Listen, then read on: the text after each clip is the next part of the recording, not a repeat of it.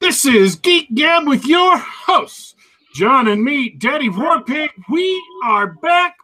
Geek Gab for Saturday, March 3rd, 2018.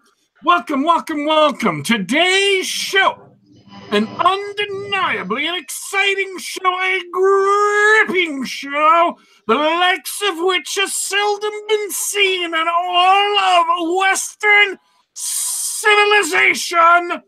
But before we get to that, how was your week, man? It's a good week. Spring is just around the corner out here in Western Washington. I'm enjoying some sunlight, which is to say not staying indoors and doing geeky things. But You get sunlight in Seattle? We do. It's a common misconception, which surprised me. It's we have clouds and it rains often during the winter. But we have a regular summer here, and it's warm and it's dry. I'm not kidding. This is not a joke. I legitimately did not know that. I thought Seattle was pretty much cloudy and rainy all year round. Yeah, it's cloudy and rainy a good 6-7 months out of the year, but it's usually a light rain, and the rest of the year you get a little sunlight, it's nice. Well, sweet. So you haven't done a lot this week, but I heard your players got in something satisfactory. Yeah, we this great thing happened in the semi-weekly, bi-weekly Dungeons and Dragons game I do with some friends at work, and they, through the magic of wandering monster tables and morale checks and monsters who retreat, they developed a villain, a recurring villain, who is a rogue who ended up. He basically would show up and assassinate one of the players before running away. And it happened again this week, but they caught him, and he did not survive to make the interrogation phase. It was brutal. They were not pleased with this particular monster, so they got their revenge. Everybody had a really good time. It was a really satisfying game. Yeah, I mean, I imagine as players, when something comes up like that, and you have to fight hard and overcome it, that it's really exciting to finally get that goal, to finally achieve something you've been fighting to do for a long time. And for anybody who's followed my thoughts on OSR and listened to the Game Night podcasts, you'll know that I'm playing a 5th edition game, but I'm using old school experience rules. So I gave them a small amount of experience for the heroic slaughter of that obnoxious rogue, but they get the bulk of their XP from finding treasures. So they spent the whole session stealthily exploring a new part of the dungeon and actually came across a big treasure hoard, and a couple people leveled up because of it. And they didn't have a violent encounter until the very end, when the rogue assassinated the bard. Excellent. So, would you say that they annihilated their enemy Null? Yeah, they did. Would you go so far as to say that any monster that picks a fight with player characters is evincing something of a death wish? You could say that. Any monster picking a fight with PCs in 5th edition, they have a death wish. Would you say that this is not at all a cumbersome or awkward transition into the subject of the show? As segues go, I think it may have some developmental disabilities, Daddy Warpig. Well, folks, I'm just going to ignore that comment because I can. I'm empowered with that power, and it feels great. Today's show, by the way, and we got together last night, didn't we? Like 2 o'clock in the afternoon yesterday, and neither of us had ideas for the show. Yeah, it was really sad. It's such a slow week for me, geek wise. Busy with real life and only spending some time on some Dungeons and Dragons that I realized, wait, a whole week had gone by. The whole week it snuck up on you, and just before you even knew it, bam, it was gone. Well, so after that conversation, I looked around and I decided that rather than canceling the show, I probably ought to go out and do something productive and useful to get ready for this show so we could come here and entertain the audience. So, being excited, I revved up my engines and I went and watched 2 movies that I probably would not have gone and seen otherwise. And what I saw, in case you haven't put it together yet because you haven't been paying attention to the movies are out, which I understand. There's not a lot of great movies out right now. I went and saw the brand new Death Wish, and I went and saw a movie with Natalie Portman called Annihilation. I don't know, I wish I had a coin around to flip to see which one we wanted to talk about first. Let's do Death Wish first. Have you seen the original Death Wish? Yeah, a long time ago. The old Charles Bronson revenge flick. Absolutely. Now, I think that the first Death Wish, is just a great movie. It's a landmark movie. Came out, I believe, in 1974, unless my memory is playing tricks on me.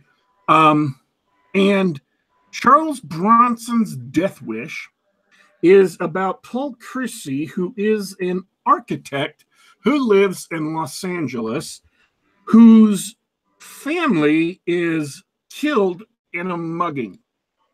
And he decides, he is presented in the beginning of the movie like the kind of urban liberal who was common at the time. So not modern day leftists, not modern day SJWs, but the kind of liberal who was common in 1974.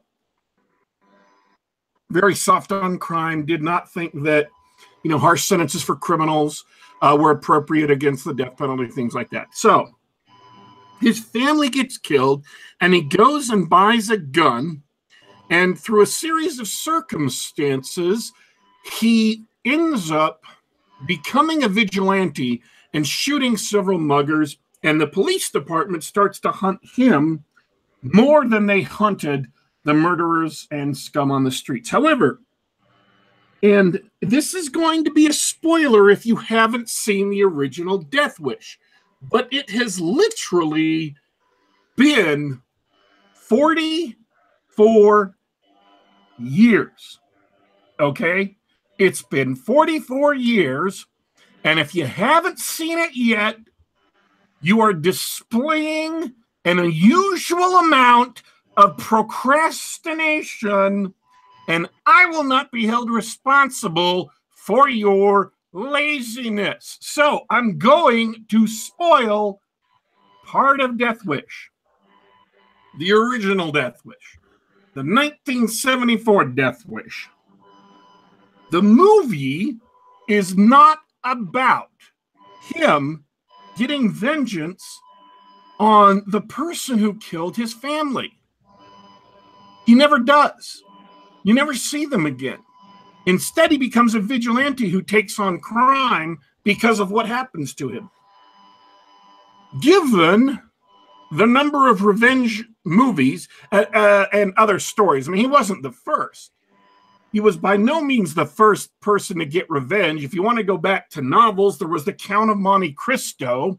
And if you want to go back even further of that, there was Hamlet, who wanted revenge for his murdered father. And I'm sure there are earlier stories even than those.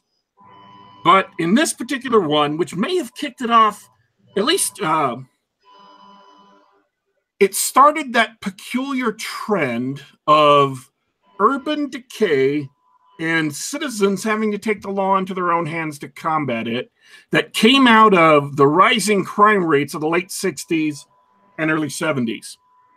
It kind of caught the zeitgeist of the culture because people were very, very upset about rising crime rates. They were very, very angry about it. And it wasn't until new policing methods and new policing thoughts and mandatory minimum sentencing came into vogue in the 80s that cities like New York began to be cleaned up to where they stopped looking like trash piles, to where they stopped being super high centers of crime. And unfortunately, under their current mayor, New York is heading back down that path to once again become the urban hellhole that it used to be.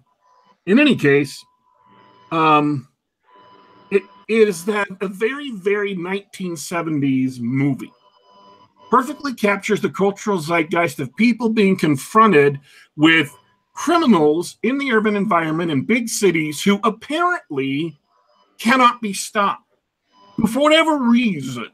And if you look at things like Cyberpunk that came along shortly thereafter, it was posited or just assumed that this kind of urban decay that would continue indefinitely into the future was just one of those things that happened. It was an immutable force of nature.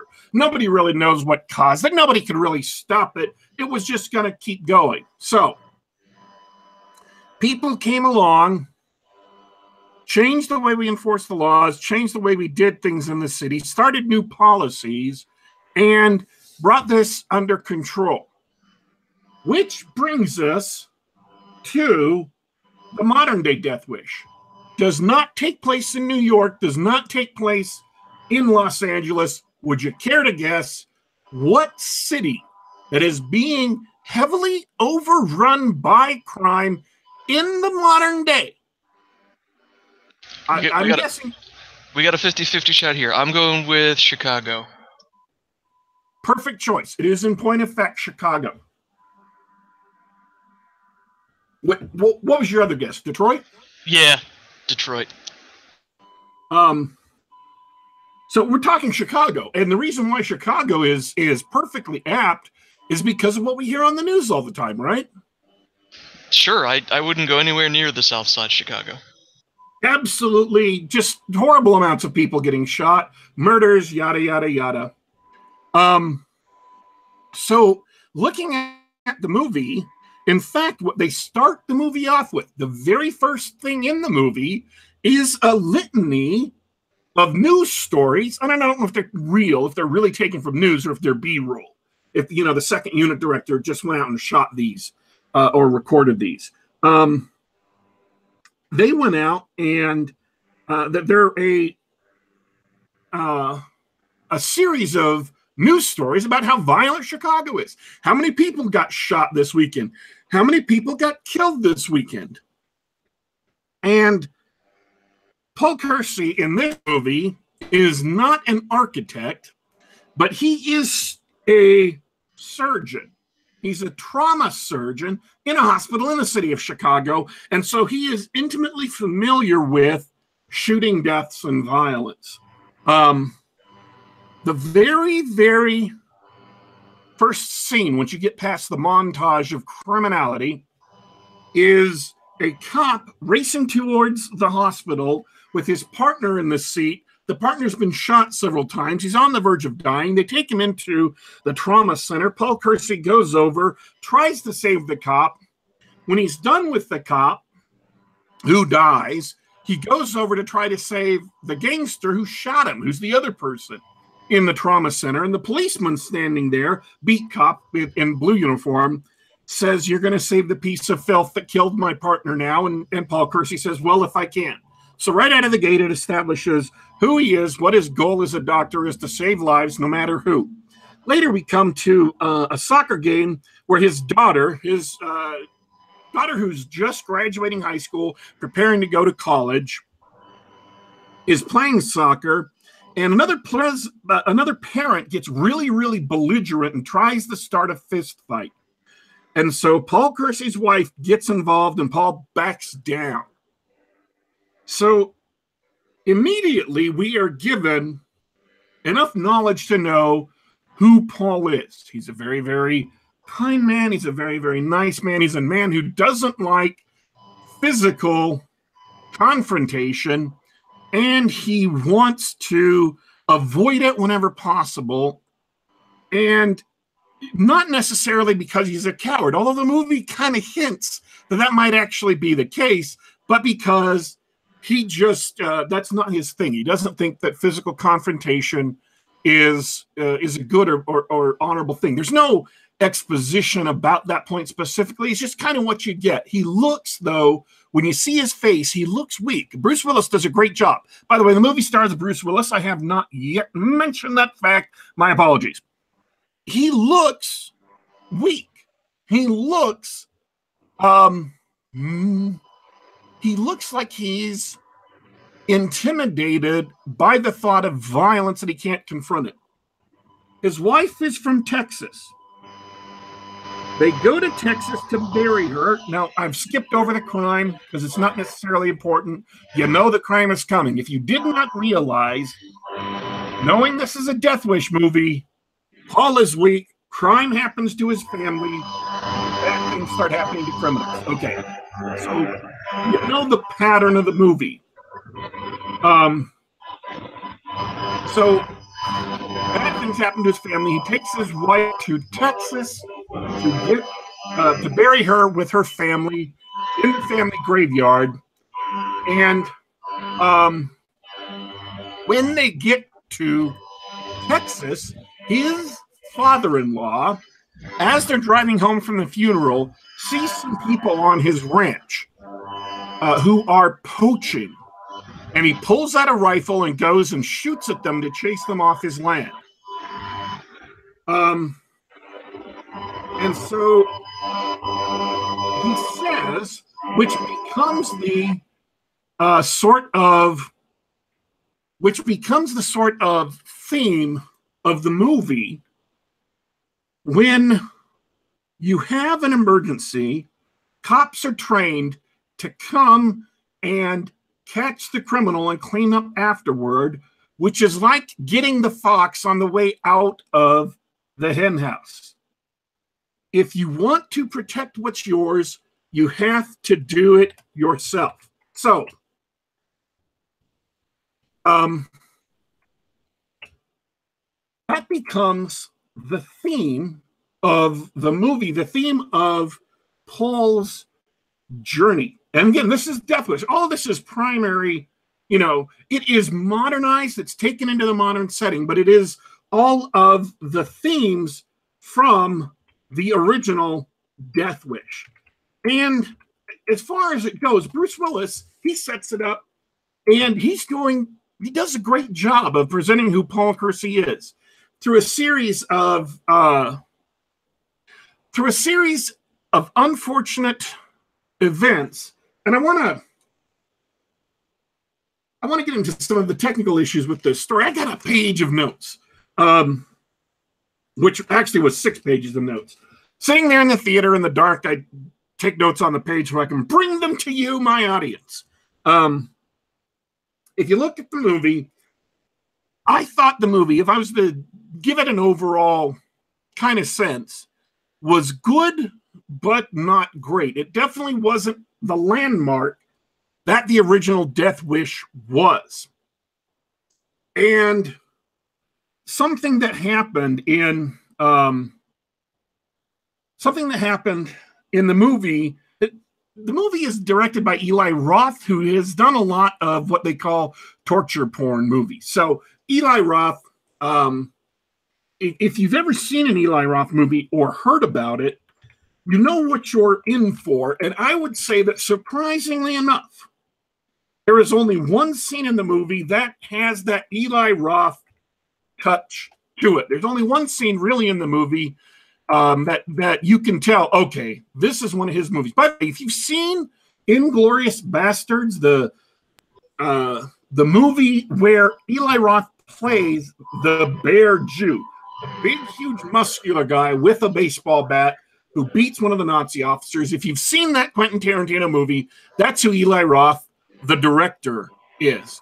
So some of the other movies that he's known for are The Green Inferno, which is about, kids getting lost in the jungle and very, very bad blood torture things happening to them. Hostel Part 2, Cabin Fever from 2002, so on and so forth. These are the kind of movies he really directs. Knock Knock with Keanu Reeves. And so if you have seen one of his movies, you're thinking, oh yeah, this will this is going to be, an absolute bloodbath beginning to end, but it isn't. There's only one scene that you really know that it's an Eli Roth movie. The script, one of the things you could say people shouldn't do it. And there's a lot of people who disdain this kind of writing. A lot of, at least at 3 different points that I can remember, the plot is moved forward solely by coincidence. And coincidence, the coincidence is, a lot of writers have used coincidence in a really good way, or at least have produced lasting works with coincidence. For example, the writer of Charles Dickens and writer Dickens used coincidence a lot in his books because it happened to him in his life. He saw a lot of coincidences happening in his life that brought him good things and sometimes bad things. So he depended upon that in his books because it reflected the way he saw the world. And during the last 50, 60 years, people have gotten really, really contemptuous of coincidence.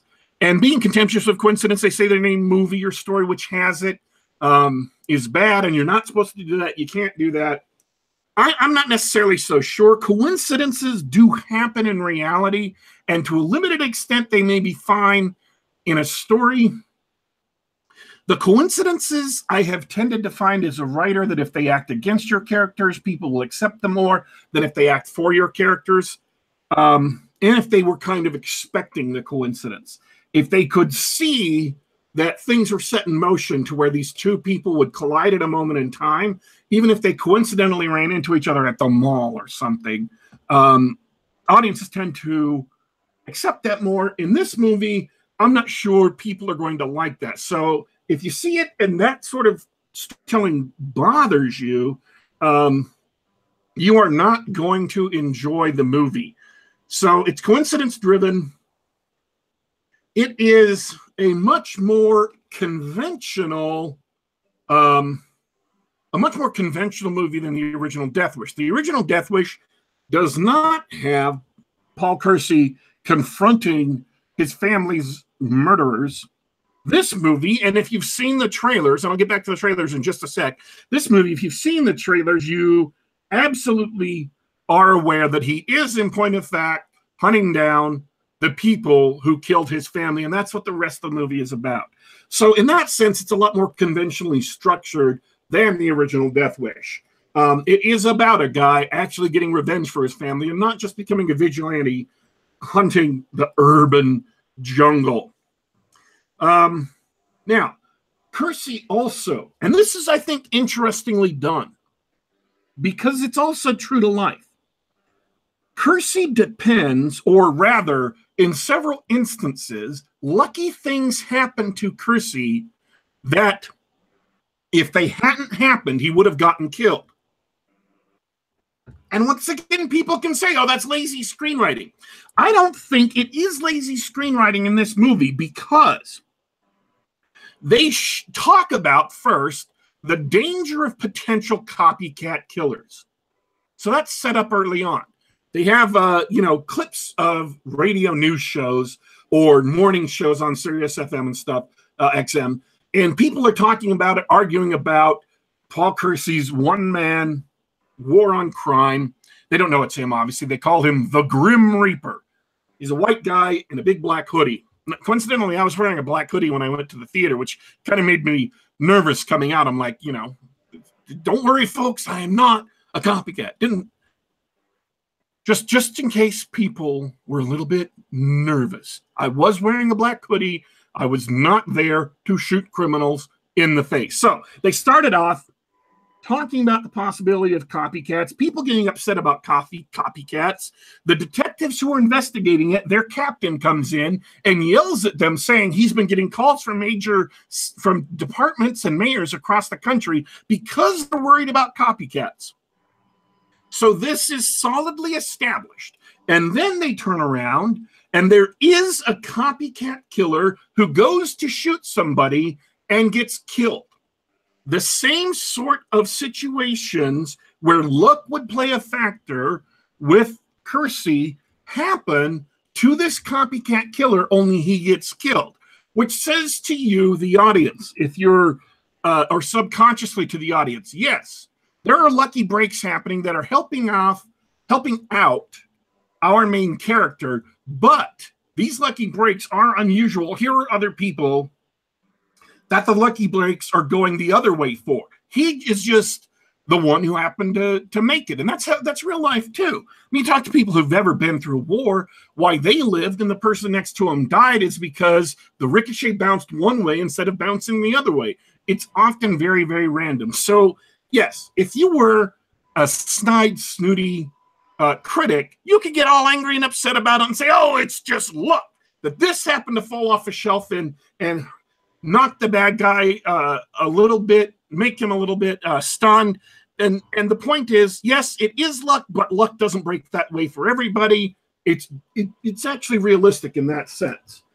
I think the script was, for the most part, very, very well constructed in that all of the potential ramifications of a vigilante killer are mentioned. They're not discussed at length. I don't have, 5-hour debates of the pro and cons of vigilante killings, but they're mentioned and they're addressed in the movie in various scenes. So the script is constructed very well. Eli Roth puts the scenes together very well so that the movie flows, and it is a modern movie. They address all of the things you would expect to be addressed or that might really happen in the modern world. For example, the very first time he runs into a carjacking and decides to stop it, somebody is filming him on their cell phone. The police come, take the movie from them and say, don't upload this. And the person says, I already uploaded that 2 hours ago and I'm getting 100,000 hits. So the movie goes viral. Well, yeah, that's what happens in today's world. People shoot things on their cell phones because we all have cameras with us all the time. We all have video cameras with us all the time, and people upload stuff all the time to social media. So all of the permutations, all of the differences in society from the original movie, from the technology available at the time of the original movie, are all addressed. The existence of cell phones. Paul Kersey has taken a couple of cell phones from criminals in order to look at their contacts to try and trace who they talk to. The police mention at one point, oh yeah, we're going to trace the GPS of these cell phones, so Paul has to go and destroy the cell phones so he doesn't get caught. All of these things are mentioned, all of these things are addressed, and they're done so in a manner that does not strain disbelief. There is... My main complaint about the movie is not with the movie, it is with the trailer. Too many of the key moments in the movie are revealed in the trailer, and it spoils what should be one of the most suspenseful scenes in the movie if you've seen any of the trailers. So if you had a chance to not see a trailer, don't watch the trailer. Just go watch the movie if you're interested in it, because they do spoil one of the major scenes that should be really, really tense, that should be really, really, seemingly hazardous or dangerous for Paul. It's completely spoiled. Looking at the movie, I would say it's an enjoyable movie. It's good, but not great. I liked it, but it's not something I would go out of my way to see again. It's not something I would go out of my way to buy. And I think that the original Death Wish is better at presenting a grimy city. And I don't know, it's just my preference that in movies like this, they actually have a low budget so that things don't look perfectly clean, perfectly shot, perfectly edited. A little bit of slightly lower levels of skill on a lot of things, like in the Mad Max movies, the original Mad Max movies. They benefited from a low budget because it made the movie feel more real. It made the movie feel dirtier, grittier, more like it was an actual documentary of something that was happening and not a highly slick, highly produced Hollywood production. I'm not saying the movie's, and there are other things in the movie that are just not quite as well done as I would like. This is not a movie that you're going to go into, or at least that I'm going to go into and want to see again and again and again. But it is, however, a great movie. Or a good movie, not a great movie. And when I say good, I don't mean, you know what we say nowadays. We're so used to people over-dramatizing everything, using huge terms. Oh, man, that was absolutely fantabulous, incredibilistic. Good used to mean really good, right? It used to mean something that you want to go see, something worthwhile. And so now it means, no, it wasn't actually that good. It's ironic. Good now means, no, it wasn't actually that good. But this movie really is good in the original sense of the word. It's worth seeing if you like revenge movies. I'm going to pause for just a moment while I take a sip of water. We have been having some technical difficulties. I think we've got those cleared up. Yeah, how's my mic working? I'm not hearing any of the feedback or any of the whine, so... Sounds good. I guess I fixed it on my end. That's a little disappointing, although the connection with Eli Roth and Quentin Tarantino reminds me of last week's episode when we talked about a revenge story being such a simple and relatable structure that it's easy to use it as a framework for the rest of your screenplay. Yeah. Yeah, and Quentin Tarantino, most of his movies, like we discussed last week, are revenge movies for good reason. Man, the Eli Roth scene, there's just one scene that is an Eli Roth scene, and it was really, hard to watch. It's rated R for good reason in this, if only for this one specific scene, where, it's going to gross people out if I say it, but the brains hit the floor. Oh, wow. Yeah. That's interesting. But it is not constant violence like that. And so I don't know if he just let his darker nature get the best of him for that one scene or what. But yeah, it wasn't a bad movie. I didn't feel like I'd wasted my money. And the movie isn't trying to screw you over as the audience. The movie isn't trying to be smarter than you or play tricks on you or make you invest in it and then yank the rug out from under you. It's just a good, solid revenge thriller. And it is, yeah, I mean, good, not great. It's worth seeing. If you want to go see a movie and this sounds like your thing, go see it. The only thing that really weirded me out really badly in the theater was that the dude next to me who brought his 4-year-old daughter to see the movie with him. Oh, wow. Really? I don't know if he's like a single dad and he just wanted to get out and see a movie. And so he just brought her along. I was just kind of looking over going, she seems maybe a bit young for this. I would think. Am I wrong? Is that?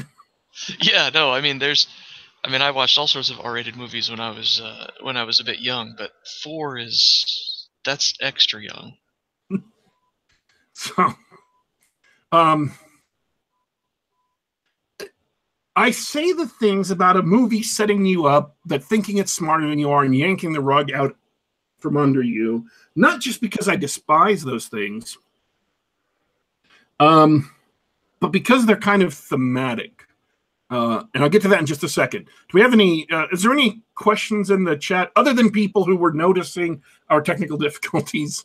Norm Anderson in the chat, also hailing from the Great Pacific Northwest, wanted to confirm that it's not just another Taken film. It is not. I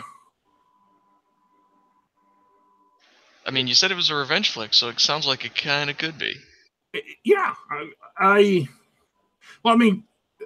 guess it depends on how finely you want to chop it up. Taken is about a father whose daughter, the first one, whose daughter is kidnapped, and he goes to get his daughter back, and he's chasing her through this hierarchy of criminals. She's alive. He's trying to rescue her. This is a revenge flick. His family is hurt. He's burying members of his family, and he goes to find the people who are responsible. I don't think this is a spoiler. I think this is kind of interesting. When he goes to buy a weapon legally at a gun store, he's told all these things about how long it will take, how the paperwork goes, and that they can track him by the bullets he uses. So when somebody comes into the trauma room who's a criminal who's gotten shot, who has a gun on them that kind of falls to the floor, he pushes it underneath something so people don't see it. Instead of buying a legal gun and using that, he takes a gun off the crooks, and that's what he uses to start his actions against criminals, is a gun that he got from a crook. So they took the time to show, okay, this is how you legally get a weapon, and he circumvented it so he wouldn't get caught. They also show some things that are really, really cool. Like, if you hold a pistol in the wrong way, the slide on top, when it racks back and forth, can cut your hands if you don't know how to show a pistol or how to hold a pistol. Well, they show that in the movie. He doesn't know how to shoot a gun because he's never shot a gun before in his entire life. And even though he practices some before he goes out to try and look for trouble, he still gets his hand cut because he doesn't know how to hold it. He has to go, and this is where the YouTube thing comes in again. I don't know if they say YouTube specifically, but it's YouTube. He goes there and finds people who are showing him how to field strip a Glock, clean it to keep it from, to keep it usable. And so he's watching these videos on how to do that. It shows how easy it is for people to get information in the modern era. And again, this is the result of a screenwriter who bothered to think things through, who bothered to think what the modern setting was like, and so that there's nobody in the audience or people making like honest trailers or CinemaSins or whatever can't say, oh, well, they don't ever mention YouTube. Why doesn't that ever come up? Shouldn't people be posting stuff to YouTube? Wouldn't they be getting information? Yeah, he does that. All of the things that you would expect that he has to deal with, he actually deals with. And all of the steps in his psychological transformation from a person who is, let's face it, afraid of violence. I know I said something different earlier in the show. I'm revising my thinking. A person who is afraid of violence on some level, who cloaks that with the notion of morality. He uses the morality to excuse kind of the fear he feels at violence.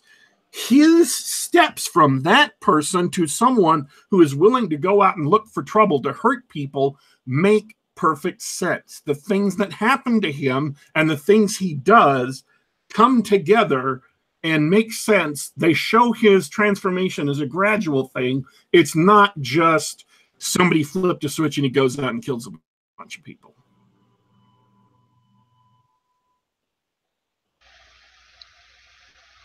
I hope he's satisfied with that answer. Chat's quiet otherwise. Okay. Was there anything about the movie you were wondering before we jump to our next topic?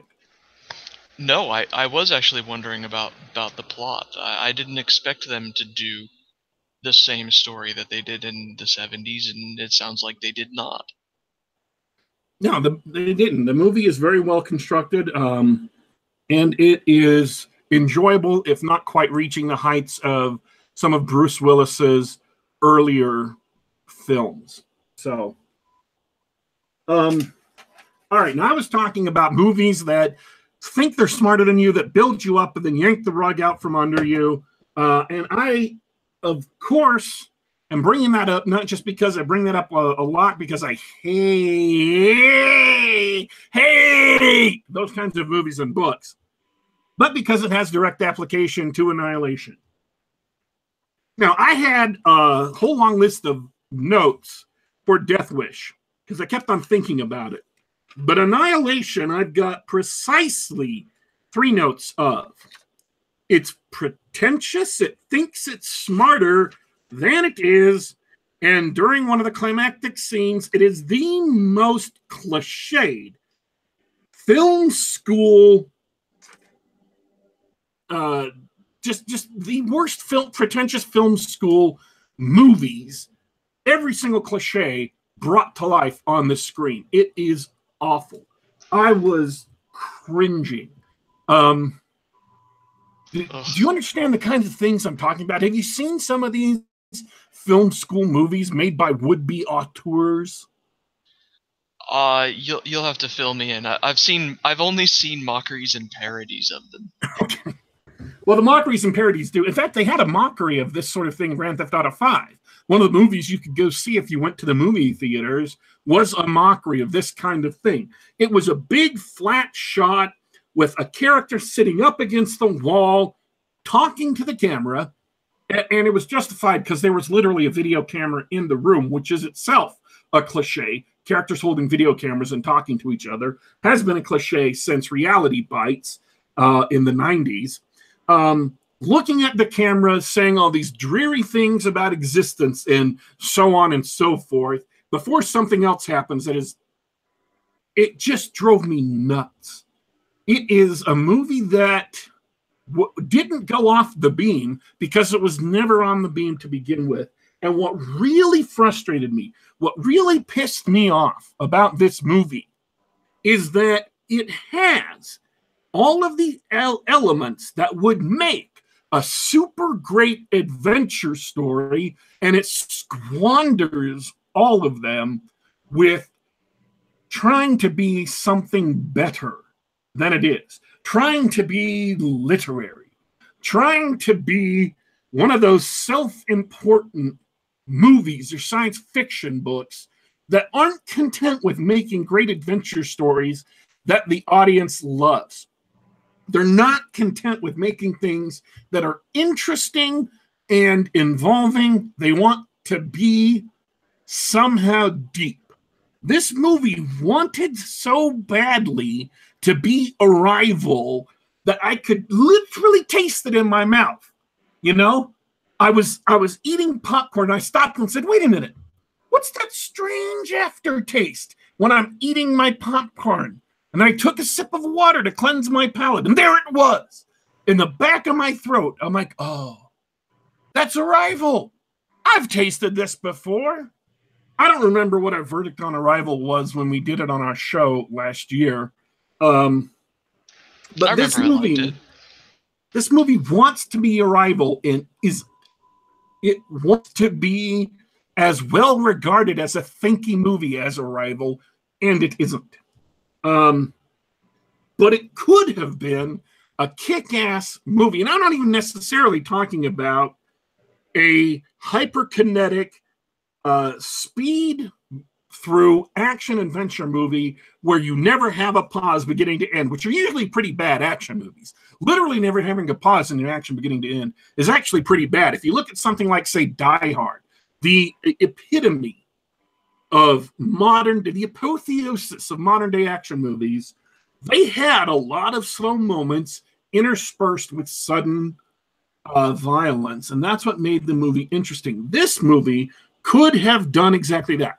What it did instead was set up a lot of mysteries. It was almost the J.J. Abrams thing. Setting up a bunch of questions, question after question, never answering them. Never answering them. That's fun. I'm glad that lots of people watched Lost, so we have to put up with this crap for the next 20 years. So at the end of the movie, they don't answer any of the questions. They just have a really cliched and stupid ending followed by a cliched and stupid twist. And I'm afraid I'm going to do a spoiler, okay? If you're going to want to see this movie, which maybe you want to, the visuals are spectacular. They're very, very well done, really odd in circumstances, but very, very well done. If you want to go see this movie, then don't listen to the following spoiler. It's going to be very short. Just skip over this little bit. They end with a horror movie cliche. Huh. Do you know what the cliche is for horror movie endings? There's a few. I like the one lone survivor. It's usually the girl who survives, or the other one that I love is the monster opens his eyes in the last frame. You know, the last scene with the sudden music. Uh, There's a lacking there's a few more. Which one does this do? lacking only the sudden musical sting. It does both of those. Lovely. Well, I mean, all the protagonists are women anyway, so they it had to be one lone survivor, right? That was the Yeah. girl.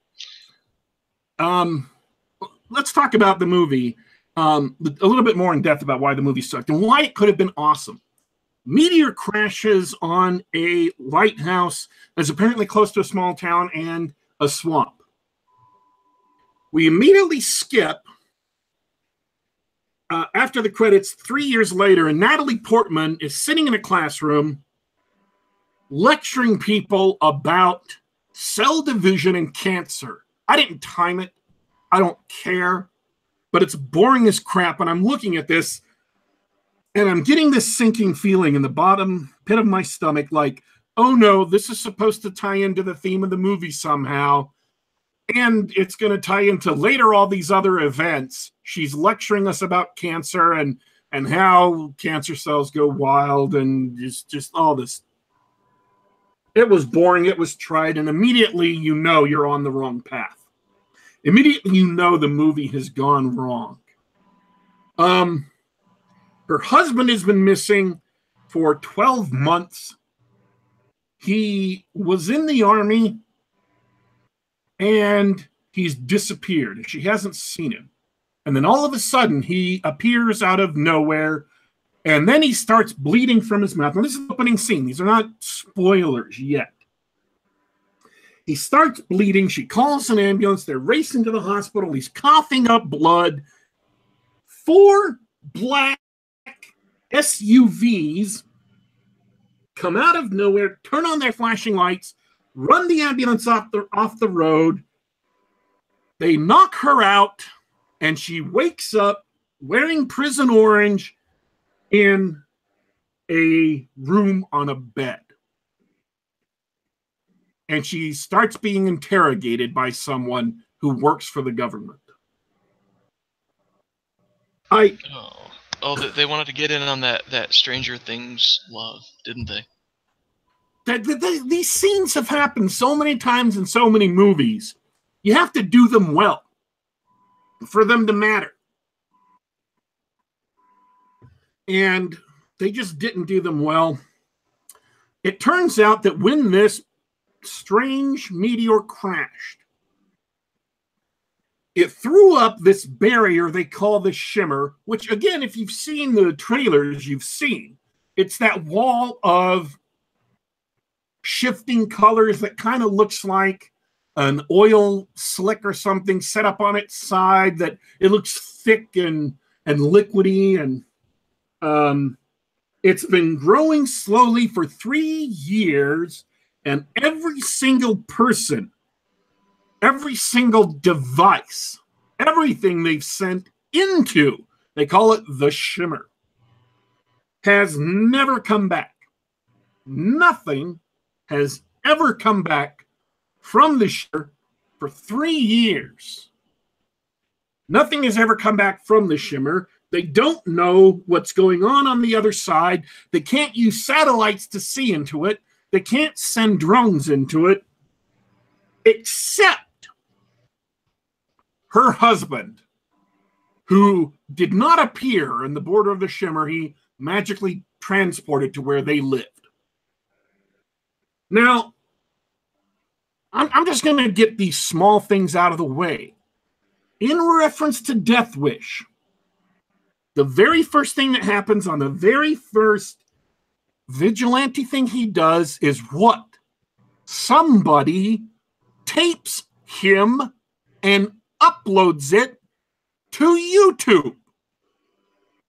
And yet, this 100-foot high wall of shimmering color encompassing a huge area, including a town, swamp, on the ocean. It actually extends out into the ocean for 3 years. Nobody noticed it. Nobody. Nowhere. Didn't hit the news. Didn't hit rumors. Nobody. Uh-huh. I admit that's a small quibble. It's... You know what that reminds me of? I think we talked about Hannibal, the TV show. Yes.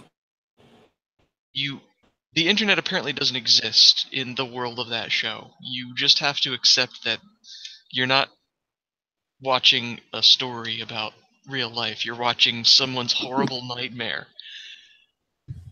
And you just have to go with it in order to accept. You have to accept the premise and just go with it. Is that the case with this movie? Because that's what it sounds like. Yeah. Excuse me. Like, this is a horror / pretentious art film, and you're just gonna have to go with it, guys. So, the movie is cutting back and forth between apparently the present day, after she's gotten out of the shimmer, and her apparently relating to them what happened in the shimmer. And then it's also doing time jumps back to her memories of her husband before he left and her memories of other things. So they're jumping back and forward in time all the time. And that's not necessarily confusing, but it is annoying and pretentious. Unless you're Chris Nolan, that's hard to pull off well. Yeah. There's only so many people can do it, and by only so many people, I mean one. Chris Nolan's allowed to mess with time and space. You aren't. So the 5 of them walk through the shimmer and look around.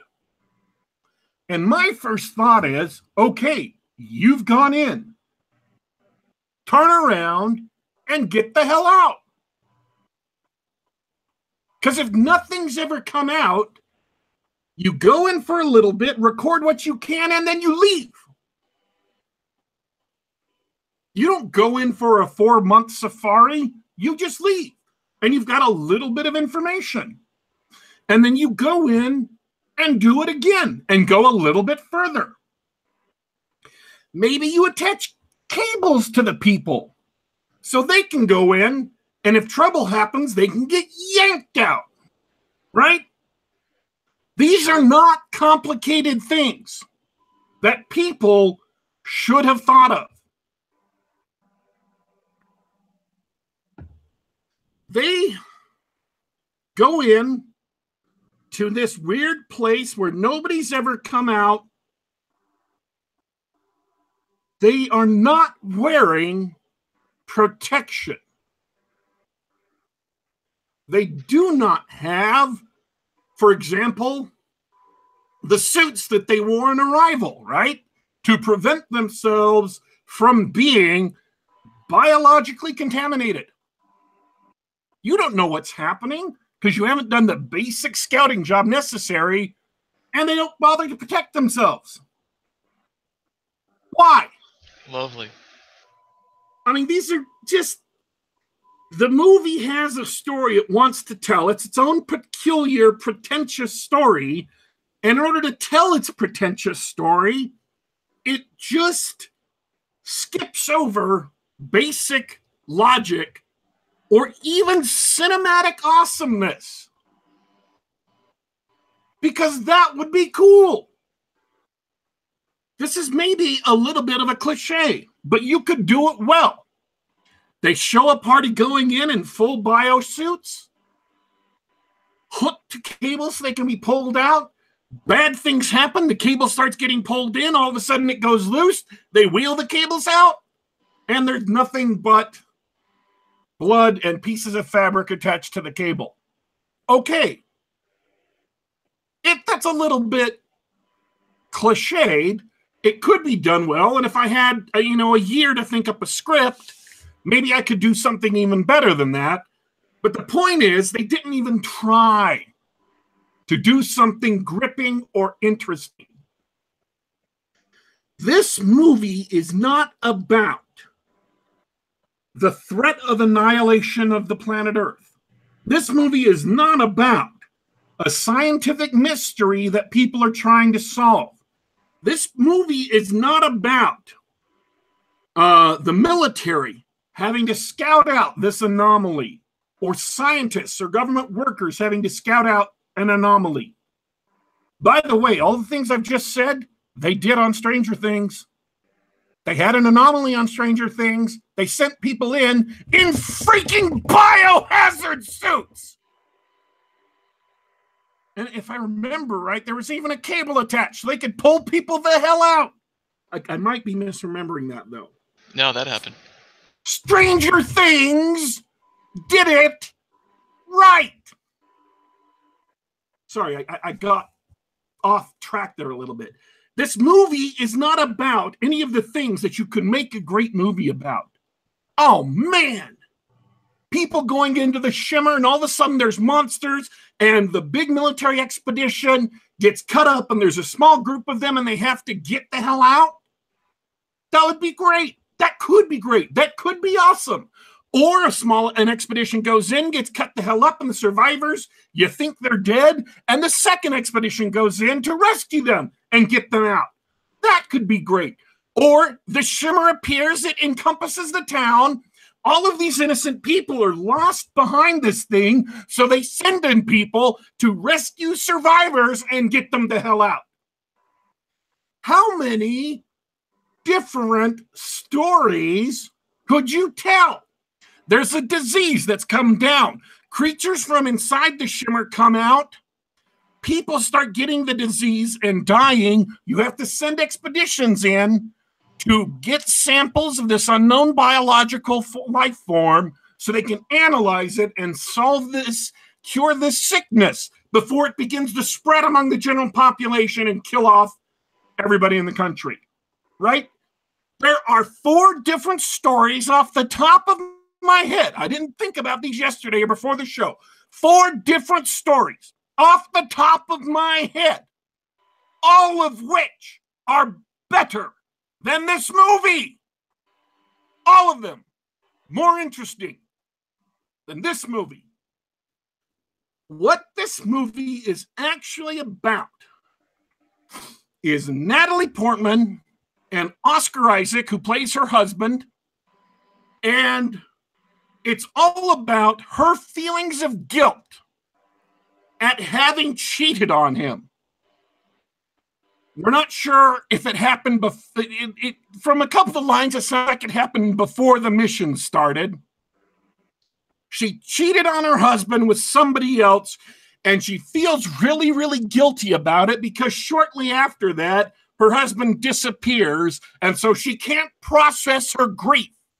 And so we have to sit through 2 hours of boring, slow exposition of pretentious camera work that is designed to impress the audience rather than entertain the audience, while she tries to work through these feelings of betrayal. These feelings that she's betrayed him. This survivor's guilt. It's awful. I hate this kind of movie, and there were so many cool things that could have been done.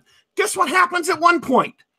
They're in the Shimmer. These 5 women are in the Shimmer. They send in women, by the way, because none of the men have come back, so they figure out why the hell not. We'll send in a squad of 5 women. Sure. Whatever. I follow. Makes sense. I don't care at this point. What the hell? And one of them gets caught by the foot and dragged into the water. And what comes out of it is a massive, I believe it's an alligator. It might be a crocodile. And when they open its mouth, it's got teeth like a shark. Ooh, It's scary. been mutated. It's been changed. Okay? That's a kind of a cool monster. It's not super scary, but it's kind of a cool monster. There's another cool monster that shows up at some other time. There's a really, really creepy thing that happens with the body that, unfortunately, I've played The Last of Us, and it's 100% out of The Last of Us. So I've seen it several times. So it didn't really grip me as much as it could have been. But there's all these spores flying around, and what I'm screaming in my mind is, you freaking morons, why aren't you in biohazard gear? Because you're going to die. You're breathing in fungus that's going to murder you. Extraterrestrial fungus. And this is what I was thinking at the time. It isn't actually in the movie in this way.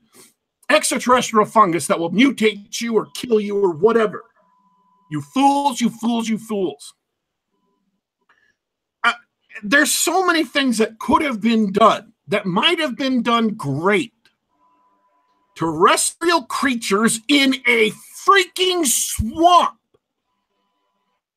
being mutated by some extraterrestrial force and into horrifying, terrifying monsters.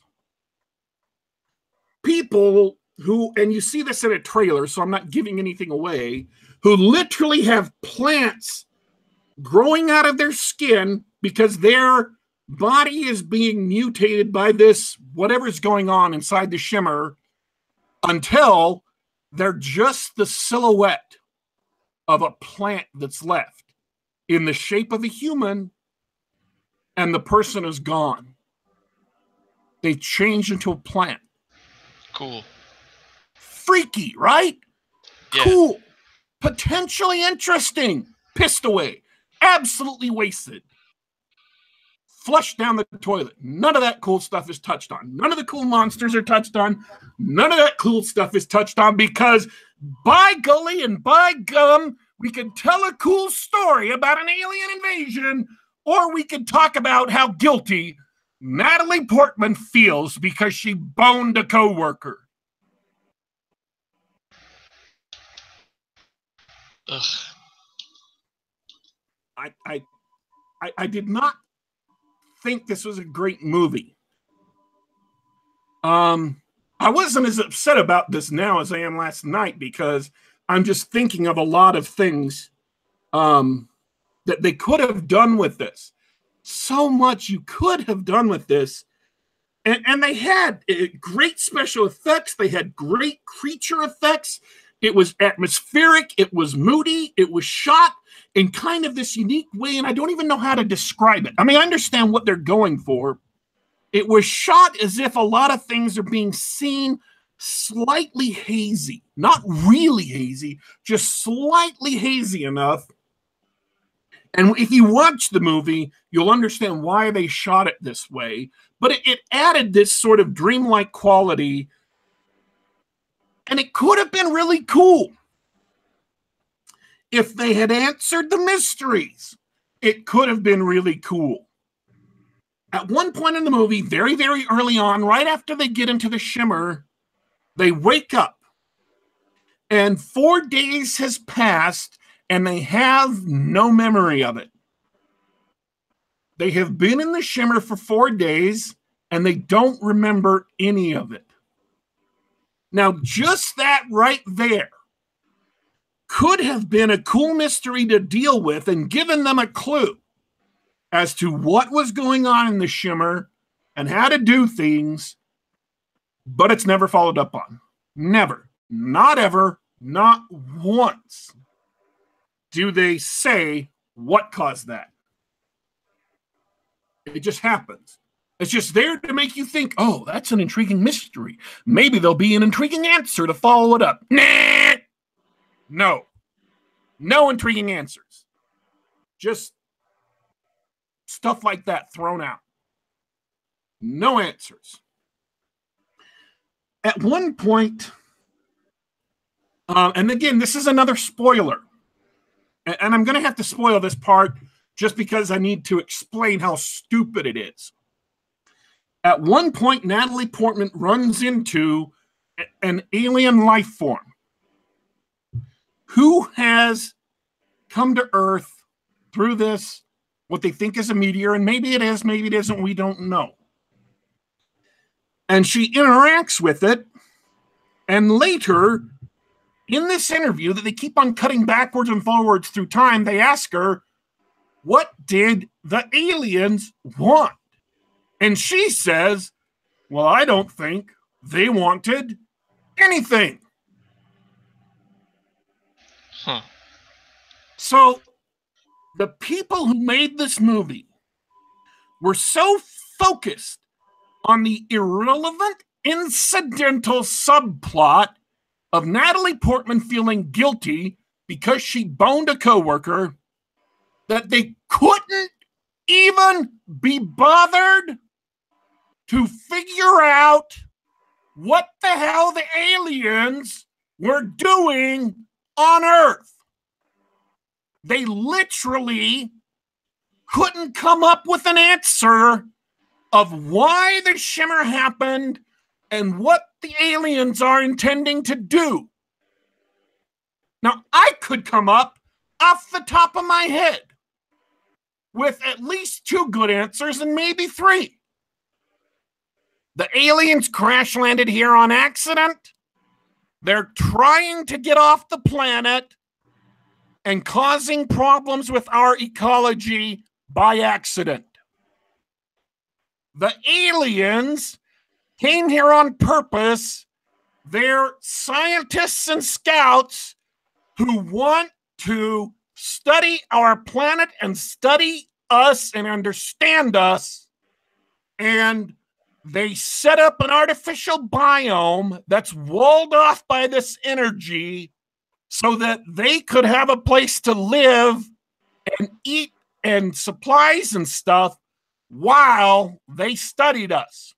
And then they're going to leave. Number 3, the aliens came to Earth to conquer the planet and wipe out humanity, and this is their base, their foothold. Those are 3 good, solid motivations for the aliens, and this movie is ultimately meaningless because the aliens don't want anything. They're not here for any reason, and there's no reason why all of these cool mutation-y things are happening. None. There is no explanation. There is no answer. There is nothing in the mystery box, not because they didn't open it up, but because they deliberately left it empty and they told you so. They tell you so. This mystery box is empty. There's no answer to the mystery.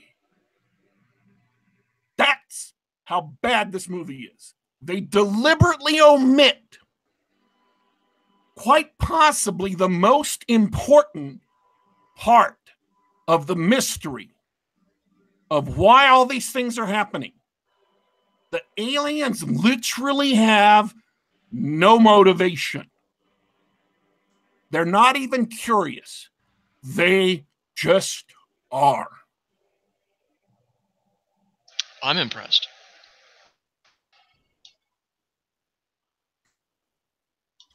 I find this irritating. Do I seem irritated? I feel like I'm coming across as irritated. Well, you know, that sort of thing's really difficult to pick up just with voice over the internet, but I think I got that. You might be a little irritated. I want to take my notes and pull them out of my notebook and rip them up and throw them away. You need one of those memory scrubbers that'll just make you forget that you ever saw that movie. They've got so many potentially cool things in the movie. At one point, they run into this vine with a bunch of flowers growing on it, and it's impossible because species of flowers grow one flower. Rose bushes grow roses, right? Peonies grow peonies, right? Only this particular species of plant has a dozen different types of flowers, and the biologist says this is impossible. Okay, cool detail. I'm on board. Later on, they go in, and there's some antelope-like things that their antlers have flowers growing out of them. Right? Cool. Strange antelope things that are obviously not quite Earth-like that have flowers growing out of them. Plant and animal growing together. Cool. There's kind of a mutated bear who seems to have been blinded, and it's hunting by sound, and it screams and sounds just like a human person being tortured to draw people off, to attack them when they're unwary. Cool. There's a forest of trees made out of crystal. Cool visuals. Cool creatures. Cool ideas pissed away. That's what Annihilation is. Well, I think it just goes to show that script is really what matters. All the cool ideas in the world mean nothing if you've got a bad story. I don't... It's based on a Jeff Vandermeer novel. I've never read anything by him. I don't know how closely it hews to the story in his book. But this sort of pretentious, literary, artistic, pseudo-intellectual BS is what I hate about modern science fiction, and there's entirely too much of it. And it's why I hope that people writing in the pulp revolution bring back something good. When the hell did we stop even knowing what should be in a good story? I've seen crappy movies, really, really crappy movies, where the people knew what should be in the story, they just didn't pull it off well, right? Where they knew that the hero was heroic and he had a goal and the enemy had a goal and they clashed, and even though the movie was mediocre or bad, they still knew what should be in a story and tried to pull it off. When did we forget what stories are about and how to tell a story? I find that just frustrating beyond belief. Okay. Unless we've got some questions, let's go to it. Is there anybody in the chat who has questions about this before we kick off? No, I think they're just about as upset about it as you are. Gizmod76 may have read the books. He says, I don't think anything is revealed in the book series either. Okay. Well, that's a crappy science fiction series. Crappy. Absolutely not. This is the analogy I thought of last night. There is something good and noble and decent about being a toy maker. About making a doll for a little girl, or about making a board game, or about making a toy soldier, or whatever. Yes, you are only making toys. You're not a diplomat. You're not a general. You're not, a scientist. You're just a toy maker.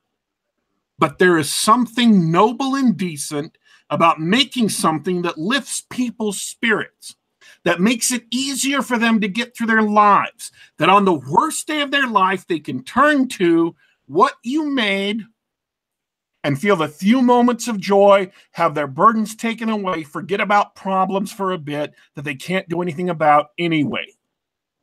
That is a noble profession. But you have to be humble enough. If you write stories, novels, make movies, you have to be humble enough to realize You are just a toy maker, and that's okay.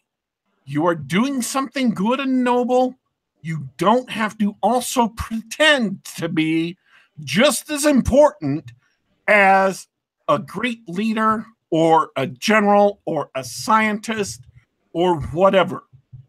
If you're going to be a toy maker, try to be the best damn toy maker you can.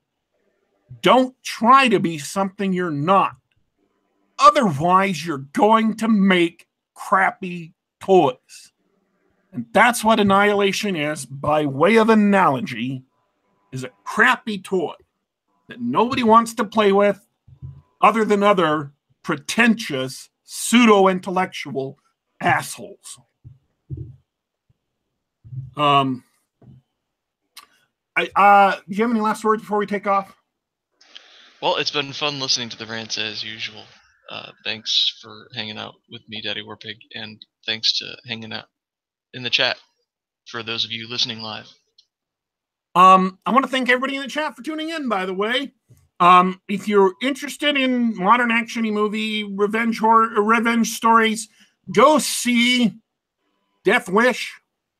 If you like long, boring, pretentious movies that are really about something completely different and then all of the important things in it aren't actually important at all, by all means, and you want the rug yanked out from under you at the very last minute and you want it all to have never been for anything and the entire movie was pointless, by all means, go see Annihilation. You will 100% get what you came for. This is Geek Gab. We're here about every week, about the same time, talking about video games, movies, music occasionally, books, comic books once in a while, talking to writers, interviewing people, whatever. With great show. Thanks for everybody for tuning in. We're here once a week about the same time. We're available on YouTube at youtube.com/geekgab, or you can search for us on SoundCloud, on the Google Play Store, and iTunes under Geek Gab. Subscribe to the podcast and download us to your favorite mobile device. Like the show if you liked it. Leave us questions or comments below the video here. And we are leaving you for today. But don't you worry. Don't you fret. We will be back.